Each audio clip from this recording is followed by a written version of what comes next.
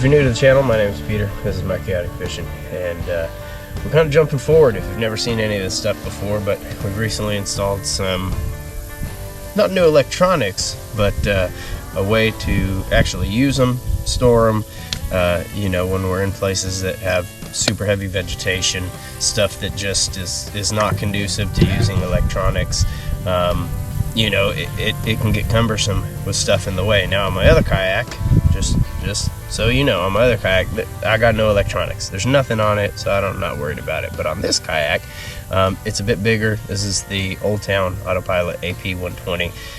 The thing is a pontoon boat. I mean, the way the hull is designed has big, you know, big bulbous moldings down the side. It's freaking, I mean, you can rock all the way over on this thing. I you know, very regularly stand up on the side, and yeah, we're gonna kind of get right to it, show you some things that recently got me a little excited about some of the shit that I got going on here.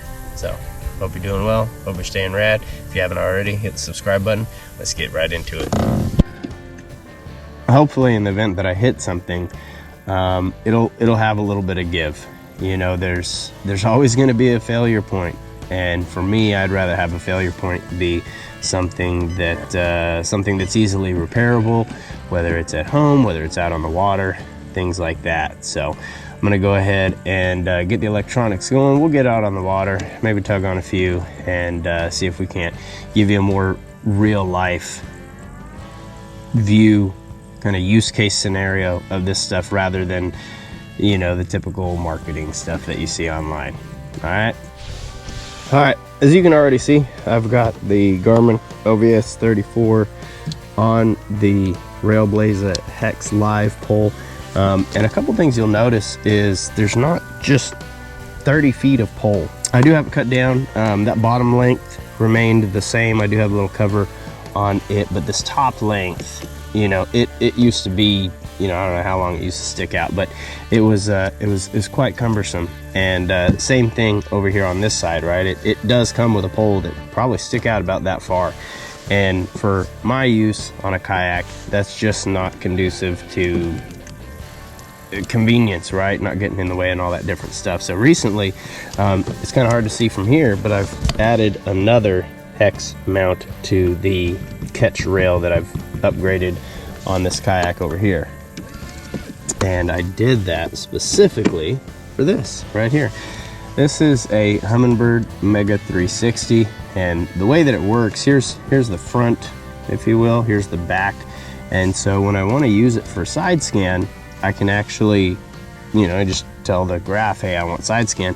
What it does is it just lines that transducer up like a traditional transducer and shoots out the side and gives you your side scan. Now, when you're not moving or moving very slowly, I mean, up to about half mile an hour, you still get a good image, right? You can see what's going on. This thing just spins.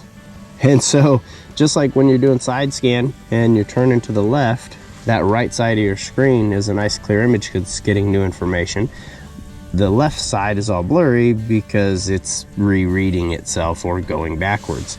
And so again, with MEGA360, when you're sitting still, this thing kind of just spins around and gives you a really nice circle 360.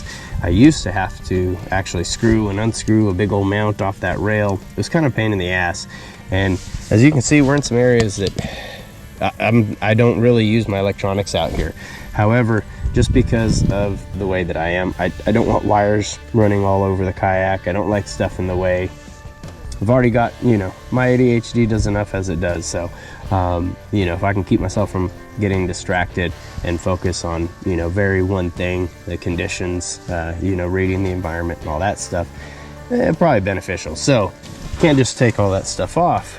And the nice thing now is that my MEGA360 just lives on this Hex Live pole, and all you do is you pull this switch up here, put your pole in, slide it in, and it kind of hooks onto that slot there. And so my MEGA360 will just hang out there till I want to use it. Now when I want to use it, I go ahead and just pull that lever there. It goes onto that next, and now I'm in the water. And you know, it's adjustable Oh, that little fish just swam by. It's adjustable.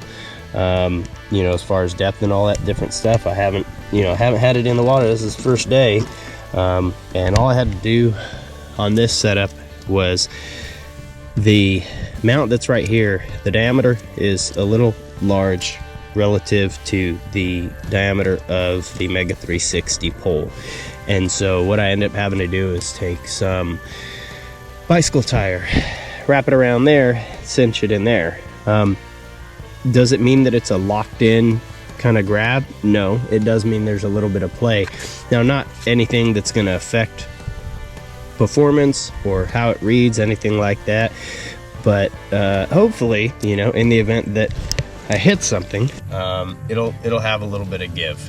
You know, there's always going to be a failure point, and for me, I'd rather have a failure point be something that's easily repairable, whether it's at home, whether it's out on the water, things like that. So, oh, can you spot the difference? I wasn't even 5 minutes from the launch and was like, man, something just don't feel right. Something just don't feel right. Always wear your life jacket, life vest, whatever kind you have. I promise you, it's better than nothing. Should the worst case scenario happen, don't be a fucking idiot. Right? Do I need to sugarcoat it? Don't be a fucking idiot. Wear your life vest.